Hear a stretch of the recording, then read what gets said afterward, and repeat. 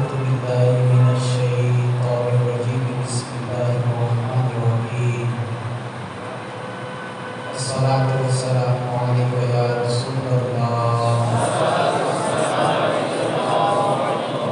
وعلى آلك وأصحابك يا حبيب الله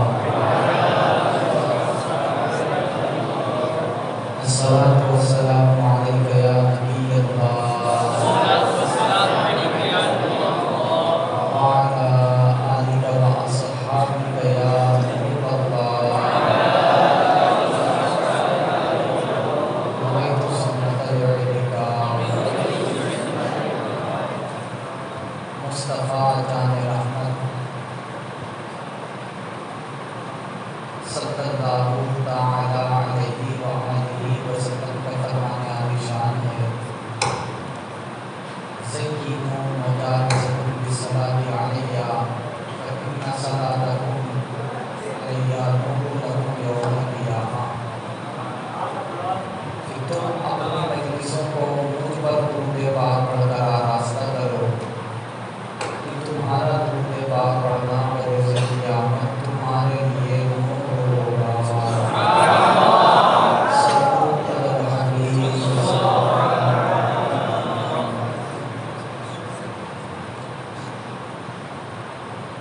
ذکر مدینہ کی محفل ہے۔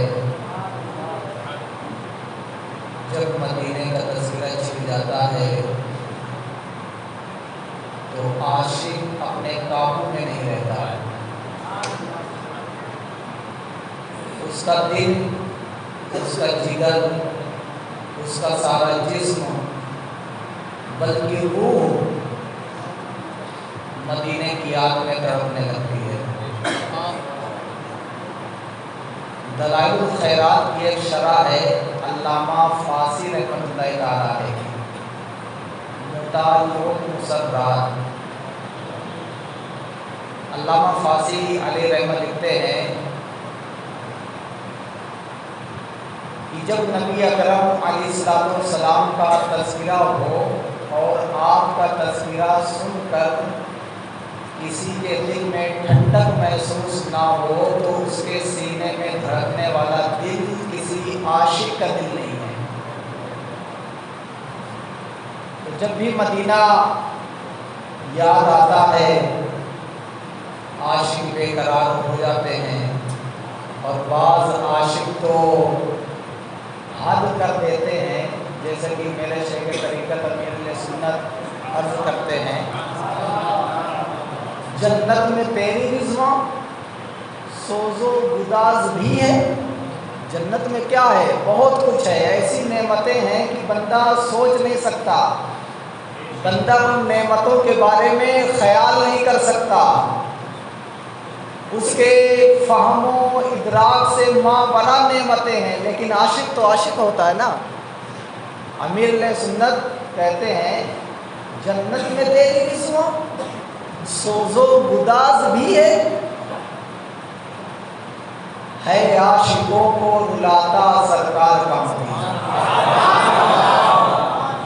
جنت کے طلب میں کسی کو روتے ہوئے نہیں دیکھا ہوگا، لیکن مدینے کی یاد میں تڑپتے ہوئے، روتے ہوئے، بلبلاتے ہوئے ایک کو نہیں، دو کو نہیں، 100 کو نہیں، ہزاروں کو نہیں، بلکہ لاکھوں کو دیکھا ہوگا۔ اور جو عاشق ہوتا ہے وہ اس تمنا میں ہوتا ہے کہ کب مجھے سرکار کی جانب سے بلاوا آئے اور میں مدینے جاؤں۔ وہ شاعر کہتا ہے نا، کہاں کی دولت کہاں کا منصب، قسم خدا کی یہ ہے حقیقت، جسے بلایا ہے مصطفیٰ نے وہی مدینے یار محترم اسلام بھائیو، بلاوے کی بات دیکھو۔ ابھی مدنی چینل کا مقبول عام سلسلہ ذہنی آزمائش کا سیمی فائنل تھا، اس میں ایک نابینا اسلامی بھائی منچ میں آئے۔ اگر آپ لوگوں نے دیکھا ہوگا تو شاید یاد آ جائے، نابینا اسلامی بھائی، اس کو اس لیے منچ میں بلایا گیا تھا کیونکہ وہ نابینا ہونے کے باوجود بھیک نہیں مانگ رہے تھے، وہ اپنا کاروبار کرتے تھے۔ چاکلیٹ ہے، بسکٹ ہے، اس طرح کی چیزیں اپنے تھیلے میں ڈال کر بیچا کرتے تھے گلی گلی۔ تو جب نظر پڑی تو اسرائیل بھائیوں نے عبدالحبیب بھائی کو بتایا ہوگا، انہوں نے کہا یہ تو بہت اچھا پیغام لوگوں کو دینے کے لیے ہے۔ اسرائیل بھائی کو بلایا گیا، ان سے سوال و جواب ہوئے کہ آپ بھیک کیوں نہیں مانگتے؟ اکثر نابینا بھیک مانگتے ہیں، آپ بھی بھیک مانگ کے اپنا گزر اوقات کیجیے۔ انہوں نے کہا نہیں، میں نابینا ہوں لیکن میں بھیک نہیں مانگوں گا، میں اپنی محنت مشقت کے ذریعے حلال روزی سے اپنا گزر اوقات کروں گا۔ پھر عبدالحبیب بھائی نے کہا کہ کیا تمہارا دل نہیں کرتا مدینے جانے کا؟ دل نہیں کرتا مدینے جانے کا؟ تو اس اسلامی بھائی نے جو ایک مصرع پڑھا نا، وہ مصرع میں آپ کے سامنے رکھنا چاہتا ہوں، اور وہی علامہ فاسی رحمت اللہ تعالیٰ علیہ کا قول کہ جب سرکار کا ذکر ہو، مدینے کا ذکر ہو، اور اس کے دل کو ٹھنڈک نہ پہنچے، اس کے سینے میں دھڑکنے والا دل کسی عاشق کا دل نہیں ہوتا، کہتا ہے۔ اور طرز نے اس میں پڑھا اور دقت انگیز بھرا ماحول ہو گیا، اور اس پر کیا انعام ملا سرکار کی جانب سے وہ بھی انشاءاللہ میں آپ کے سامنے رکھوں گا۔ اس اسرائیل بھائی نے شعر پڑھا، کوئی تو آنکھ والا گزرے گا اس طرف سے، کوئی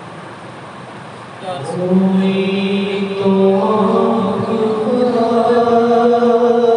آنکھ والا گزرے گا اس طرف سے،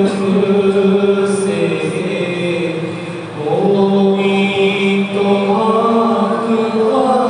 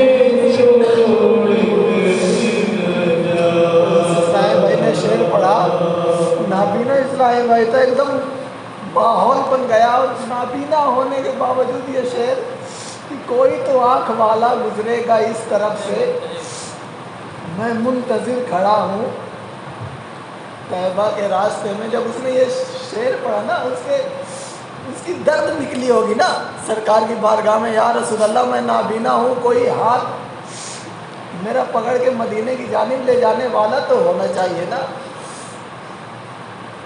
قربان جائیے، ایسا نصیب ہم کو بھی اللہ تعالیٰ نصیب کرے۔ امیر سنت کی شخصیت سے ہم اور آپ ہر کوئی واقف ہے، کتنی مصروف شخصیت ہے، لیکن اتفاق کی بات ابھی 1 یا 2 ہفتے کی بات ہے، زیادہ پرانی بھی نہیں ہے۔ اتفاق کی بات وہ سیمی فائنل امیر سنت بھی دیکھ رہے تھے۔ جب امیر سنت نے اس کا یہ درد بھرا انداز دیکھا نا، تو امیر سنت نے عبدالحبیب بھائی کو فون ریکارڈ کروا کے فرمایا کہ اس دیوانے کو میری جانب سے مدینے کا ٹکٹ دے دو۔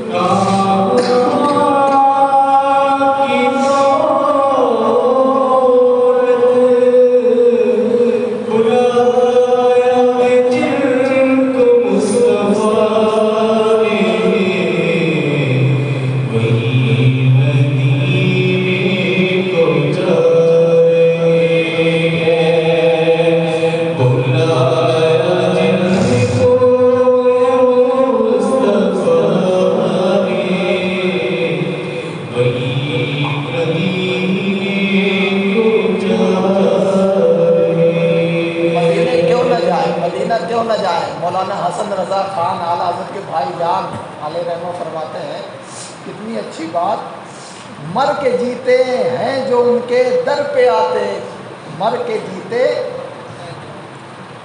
ہیں جو ان کے در پہ جاتے ہیں، حسن جی کے مرتے ہیں جو آتے ہیں مدینہ چھوڑ کر۔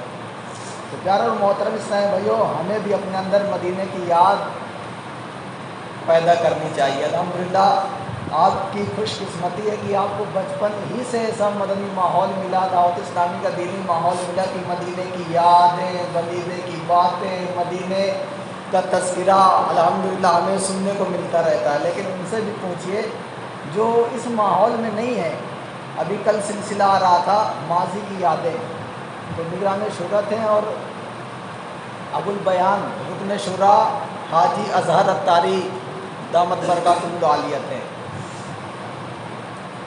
نگران شورا نے ان سے کہا کہ آپ اپنی ماضی کی ایک بہترین یاد بتائیں، تو انہوں نے بتایا کہ جب میں مدنی ماحول میں نہیں تھا، اور کہا کہ یہ 1992 کی بات ہے، ہمارے یہاں کے امام صاحب سفر مدینہ پر روانہ ہونے والے تھے، تو انہوں نے مسجد میں محفل میلاد رکھی،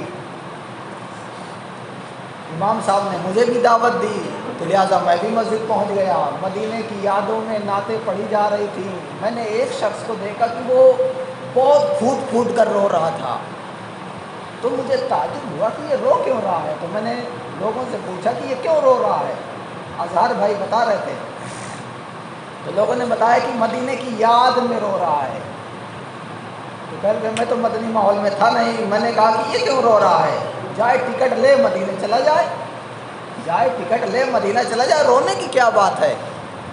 پھر فرماتے ہیں کہ 1994 میں میں دینی ماحول میں آ گیا، اور جب میری باری تھی مدینے جانے کی، تو اس سے 1 سال پہلے امیر اہل سنت کا چل مدینہ تھا لاہور سے، تو جب امیر اہل سنت کی روانگی تھی لاہور سے، اور امیر اہل سنت جب روانہ ہو رہے تھے تو اشک باری کے ساتھ نعت پڑھی جا رہی تھی اور ایک پرکیف ماحول تھا۔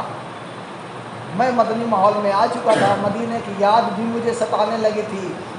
کہتے ہیں کہ وہ اسلامی بھائی جو ہماری مسجد میں رو رہا تھا، جس پر میں نے تان کیا تھا کہ کیوں رو رہا ہے، ٹکٹ لے لے مدینہ چلا جائے، رونے کی کیا بات ہے، وہ اسلامی بھائی بھی اس محفل میں تھے اور مجھ پر دقت طاری ہو گئی۔ وہ اسلامی بھائی محفل کے بعد مجھ سے ملے اور کہا اظہر لے لو نا ٹکٹ۔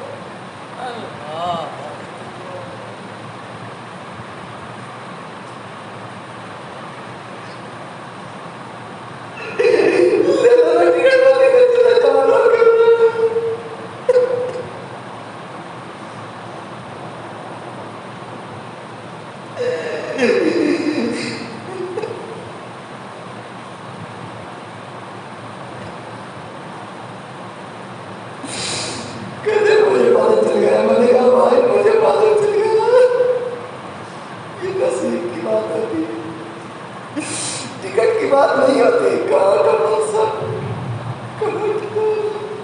کہاں کا منصب، کہاں کی دولت، کہاں کا منصب، کہاں کی دولت، قسم خدا کی ہے مصیبت، جنہیں بلایا ہے مصطفیٰ نے، جنہیں بلایا ہے مصطفیٰ نے، انہیں بلایا ہے مصطفیٰ نے، وہی مدینے کو جا رہے ہیں، چلو مدینے چلتے ہیں، چلو مدینے چلتے ہیں، چلو مدینے چلتے ہیں، چلو مدینے چلتے ہیں۔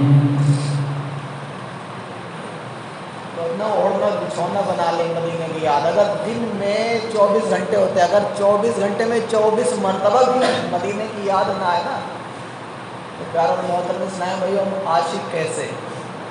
شاعر کہتا ہے نا، عاشق عاشق ہر کوئی کہتا، پر عاشق بنتا مر کے، عاشق ایسے نہیں بن جاتا کہ صاحب میں بس لیبل لگا لوں میں عاشق مدینہ، میں عاشق رسول، میں عاشق مصطفیٰ. نہ، عاشق ہر کوئی کہتا، عاشق بنتا مر کے. زہر کا پیالہ کوئی نہیں پیتا، لیکن عاشق پیتا بھر کے. وہ تو کہتا ہے کہ اور مجھے پلا دو. تو پیارے اور محترم اسلام بھائیو، ہماری خوش قسمتی ہے کہ ہمیں دینی ماحول دعوت اسلامی کا ملا ہے، جس میں ہمیں مدینے کی یاد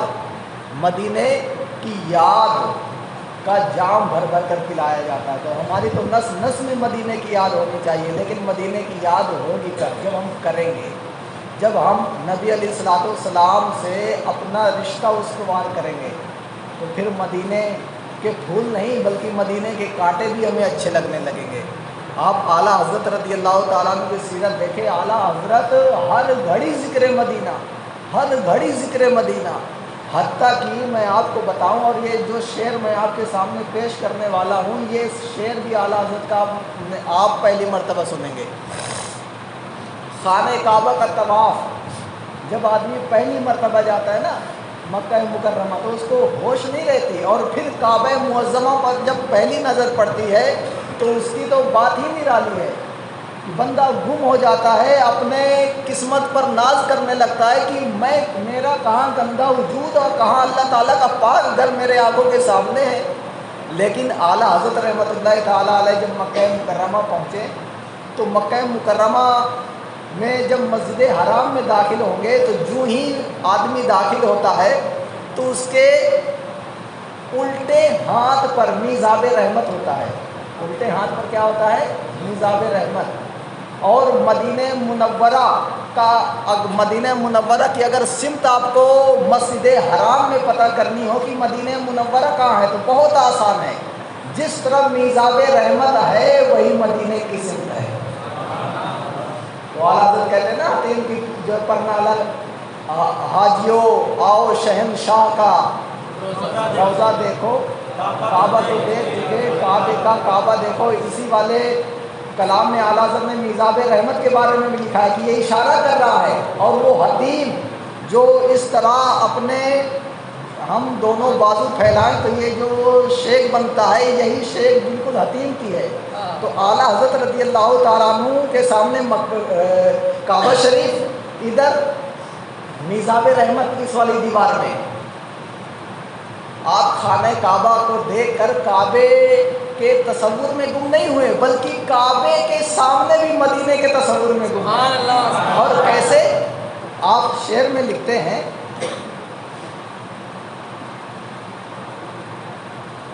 صلو علی الحبیب، کعبے سے اگر تربت شہ فاضل ہے، کعبے سے اگر تربت شہ فاضل ہے، یعنی سرکار کا مزار مبارک کعبے سے افضل ہے نا. تو آپ کہتے ہیں کہ کعبہ سے اگر تربت شہ فاضل ہے، کیوں بائیں طرف اس کے لیے منزل ہے. تو جیسے اعلیٰ حضرت یہاں پہ کھڑے ہیں، سامنے کعبہ شریف ہے اور ادھر کی جانب میزاب رحمت ہے اور یہی مدینہ ہے، تو یہ مدینہ کس جانب ہوئی؟ بائیں جانب نا. تو اعلیٰ حضرت کعبے کو دیکھ کر کعبے کے تصور میں مگن نہیں ہو رہے ہیں، بلکہ مدینے کی یاد کر رہے ہیں. اور کیسے یاد کر رہے ہیں کہ یار مدینہ یہ الٹی جانب ہے. حالانکہ سمتوں میں سب سے افضل سمت کون سی ہے؟ سیدھی جانب. سیدھے ہاتھ سے لینا چاہیے، سیدھی جانب سے شروعات کرنا چاہیے. تو مدینے کو تو الٹی جانب نہیں ہونا چاہیے، بلکہ کعبے سے سیدھی جانب ہونا چاہیے. یہ مدینہ کعبے کی الٹی جانب ہے. تو کہہ رہے ہیں کہ کعبے سے اگر تربت شہ فاضل ہے، کیوں بائیں طرف اس کے لیے منزل ہے. تو مدینہ منورہ بائیں جانب کیوں ہے؟ آپ نے بڑا عقل میں زور دیا کہ کوئی حکمت پتہ چل جائے کہ بائیں طرف کیوں ہے. ورنہ کسی نے پوچھ لیا کہ صاحب سیدھی جانب والا معاملہ افضل ہوتا ہے، یہ مدینہ منورہ کو آپ کعبے سے افضل کیسے قرار دے رہے ہیں؟ حالانکہ کعبہ شریف سیدھی جانب ہے اور مدینہ منورہ الٹی جانب ہے. تو اگر کوئی کعبے کو مدینے سے افضل قرار دے گا اور دلیل اس کو بنائے گا تو میں جواب کیا دوں گا؟ آپ نے بڑی عقل لگائی لیکن آپ کو جواب نہ مل سکا. پھر امام عشق و محبت نے اپنے عشق سے پوچھا، اور کیا پوچھا اور جواب بھی کیسے ملا؟ آپ اسی میں لکھتے ہیں، اس فکر میں جو دل کی طرف دھیان گیا. میں نے سب جھکا کر دل سے پوچھا تو ہی بتا مدینہ الٹی جانب کدھر ہے. اس فکر میں جو دل کی طرف دھیان گیا رے سمجھا کہ وہ جسم ہے, یہ کعبہ جسم ہے, یہ مرکز دل ہے. دل بھی تو الٹی جانب ہے, دل بھی تو الٹی جانب ہے. مدینہ کعبے سے الٹی جانب اس لیے ہے کہ کعبہ پورا جسم ہے, مدینہ اس کا دل ہے. صلو علی الحبیب. سرکار کا مدینہ, سرکار کا سرکار